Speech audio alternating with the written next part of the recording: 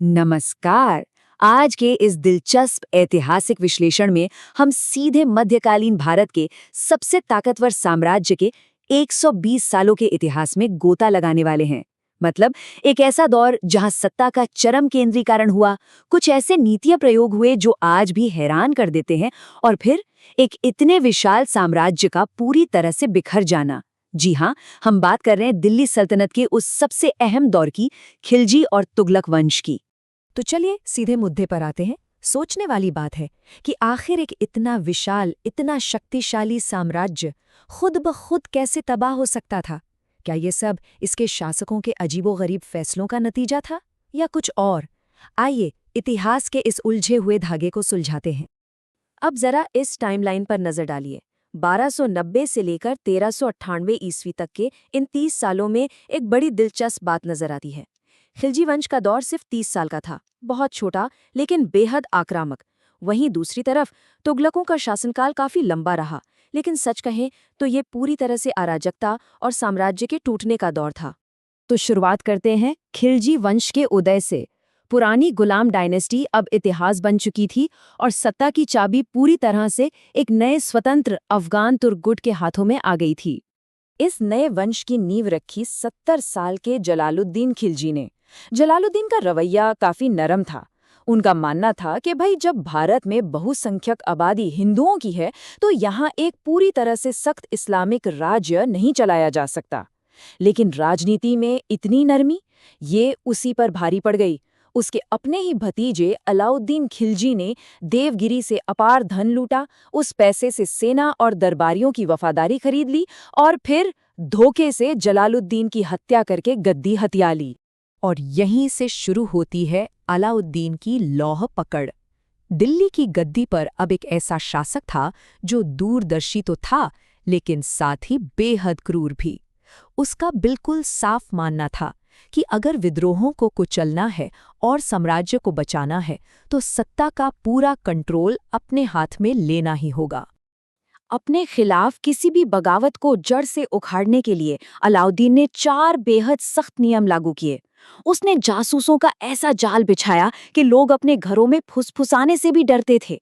अमीरों के आपस में मिलने, दावतों और बिना इजाजत शादियों पर पूरी तरह रोक लगा दी गई। शराब और मादक पदार्थों पर पाबंदी लगा दी ताकि महफिलों में बैठकर कोई साजिश न रची जा सके। और तो और उसने अनुदान की सारी जमीनें वापस ले ली, मतलब किसी के पास बगावत करने के लिए फालतू पैसा ही न बचे। और ये आंकड़े देखिए, ये साफ दिखाते हैं कि अलाउद्दीन का आर्थिक कंट्रोल कितना जबरदस्त था। उसने सीधा लगान बढ़ाकर उपज का 50% कर दिया, आधा हिस्सा सीधा राज्य का। और हैरानी की बात तो ये है कि युद्ध में लूटे गए धन यानी खुम्स में भी सुल्तान का हिस्सा 25% से बढ़ाकर सीधा 75% कर दिया गया। ये सब इसलिए किया गया ताकि सारी दौलत सुल्तान की मुट्ठी में रहे और सेना पूरी तरह से सिर्फ राज्य पर निर्भर रहे। सैन्य और राजस्व के मामले में अलाउद्दीन के ये सुधार वाकई अभूतपूर्व थे। उसने जमीन के बजाय सेना को नकद वेतन देना शुरू किया और भ्रष्टाचार को रोकने के लिए दाग और हुलिया प्रथा शुरू की। दाग यानी घोड़ों पर मुहर लगाना और हुलिया मतलब सैनिकों का चेहरा रजिस्टर में दर्ज करना। ये तो उस जमाने का एक तरह का बायोमेट्रिक सिस्टम था।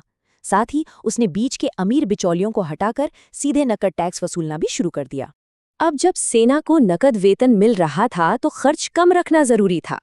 इसके लिए अलाउद्दीन ने बाजार नियंत्रण की एक अचूक और सख्त नीति अपनाई। दिल्ली में 3 अलग-अलग बाजार बनाए गए और शहना-ए-मंडी नाम के अधिकारी बिठाए गए। कीमतें एकदम फिक्स थीं और नियम इतने खौफनाक थे कि अगर कोई व्यापारी कम तौलता पकड़ा गया तो आदेश था कि उसके शरीर से उतना ही मांस काट लिया जाए।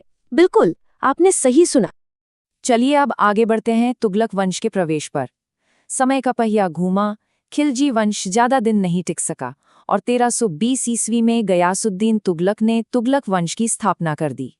गयासुद्दीन के दौर से जुड़ा ये मशहूर वाकया एक गजब की नाटकीय विडंबना है। सूफी संत निजामुद्दीन औलिया ने सुल्तान के लिए एक बात कही थी, हनूज दिल्ली दूरस्त, मतलब हुजूर दिल्ली अभी दूर है। और देखिए किस्मत का खेल, बंगाल अभियान से लौटते वक्त दिल्ली के ठीक बाहर एक लकड़ी का महल गिरने से गयासुद्दीन की रहस्यमयी मौत हो गई। वो वाकई कभी दिल्ली पहुंच ही नहीं पाया। इसके बाद दौर आता है मोहम्मद बिन तुगलक के साहसिक प्रयोगों का। इतिहास में इसे शायद सबसे ज्यादा पढ़ा लिखा और खुले विचारों वाला शासक माना जाता है, लेकिन साथ ही सबसे विनाशकारी प्रयोग करने वाला भी। तो यहाँ सबसे दिलचस्प बात यह है कि कैसे एक बेहद तेज दिमाग ने एक के बाद एक विनाशकारी फैसले लिए। इस लिस्ट को देखिए। सबसे पहले अकाल के समय दोआब में टैक्स बढ़ा दिया, जिससे किसान भड़क गए। फिर राजधानी को दिल्ली से दौलताबाद शिफ्ट कर दिया, लाखों लोगों को वहां ले गया और बाद में फैसला बदलकर वापस दिल्ली लौट आया। तीसरी बड़ी गलती, कांसे और तांबे के ऐसे सिक्के चला दिए जिनमें कोई सुरक्षा फीचर नहीं था। नतीजा, घर घर में नकली सिक्के छपने लगे। चौथी बात, खुरासान हमले के लिए लगभग 4.25 लाख सैनिकों को 1 साल का एडवांस वेतन दे दिया और फिर योजना ही रद्द कर दी। और आखिर में कराचील के पहाड़ों में सेना भेजकर अपनी ही फौज को तबाह करवा लिया। खैर, जब उसे अपनी गलतियों का एहसास हुआ तो उसने दीवान-ए-अमीर कोही नाम का एक कृषि विभाग बनाया ताकि किसानों को कर्ज और मदद दी जा सके। नियत शायद ठीक थी, लेकिन अनुभव की भारी कमी और अधिकारियों के भ्रष्टाचार की वजह से ये योजना भी बुरी तरह फ्लॉप हो गई। 1351 में जब मोहम्मद बिन तुगलक की मौत हुई तो पूरा साम्राज्य आर्थिक और मानसिक रूप से टूट चुका था। इतिहासकार बदायूनी का ये कथन उस वक्त की हालत को बिल्कुल सटीक तरीके से बयां करता है। अंततः लोगों को अपने राजा से और राजा को अपनी प्रजा से मुक्ति मिल गई। और अब आते हैं जनक कल्याण, पतन और अंत के दौर पर। सत्ता आई फिरोज शाह तुगलक के हाथों में। उसे विरासत में एक बिखरता हुआ साम्राज्य मिला था। इसे बचाने के लिए उसने सख्ती का रास्ता छोड़कर तुष्टीकरण और जनक कल्याण का रास्ता अपनाया। अलाउद्दीन और फिरोज शाह के बीच का ये फर्क देखिए, बहुत कुछ साफ हो जाएगा। जहां अलाउद्दीन ने योग्यता को तरजीह दी, नकद वेतन दिया और अमीरों को दबाकर रखा, वहीं फिरोज शाह तुगलक ने सेना और प्रशासन को वंशानुगत बना दिया। यानी पिता की जगह बेटे को नौकरी मिलने लगी। उसने जमीनें वापस लौटा दी और दरबारियों को खुश करने की पूरी कोशिश की। वफादारी तो मिल गई, लेकिन सेना की ताकत और धार हमेशा के लिए खत्म हो गई। फिरोज शाह का इतिहास काफी मिलाजुला रहा है। उसने कई जन कल्याण के काम किए, मुफ्त अस्पताल बनवाए जिन्हें दारुल शफा कहा गया, सार्वजनिक सिंचाई नहरों का जाल बिछाया, दीवाने बंदगान नाम से एक विभाग बनाया जिसमें लगभग 1,80,000 गुलाम थे। उसने अमीरों को दी जाने वाली कठोर शारीरिक सजाएं भी खत्म कर दी। लेकिन दूसरी तरफ धार्मिक उलेमाओं को खुश करने के लिए उसने पहली बार ब्राह्मणों पर भी विशेष रूप से जजिया कर लगा दिया। प्रशासन को वंशानुगत बनाने और गुलामों पर हद से ज्यादा निर्भरता ने सल्तनत को अंदर से पूरी तरह खोखला कर दिया। और इसी कमजोरी का नतीजा था कि 1398 ईस्वी में तैमूर लंग ने दिल्ली पर भयानक आक्रमण किया। दिल्ली की बेहिसाब दौलत लूट ली गई। कभी पूरे भारत पर राज करने वाली शक्तिशाली सल्तनत अब सिर्फ राजधानी के आसपास सिमट कर रह गई थी। वो सुनहरा दौर हमेशा के लिए खत्म हो गया।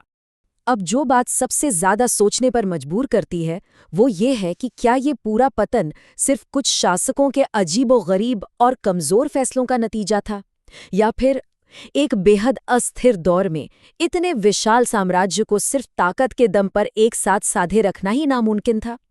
इस सवाल पर जरूर विचार कीजिएगा। इसी विचारोत्तेजक प्रश्न के साथ हम आज के इस ऐतिहासिक विश्लेषण को यहीं समाप्त करते हैं।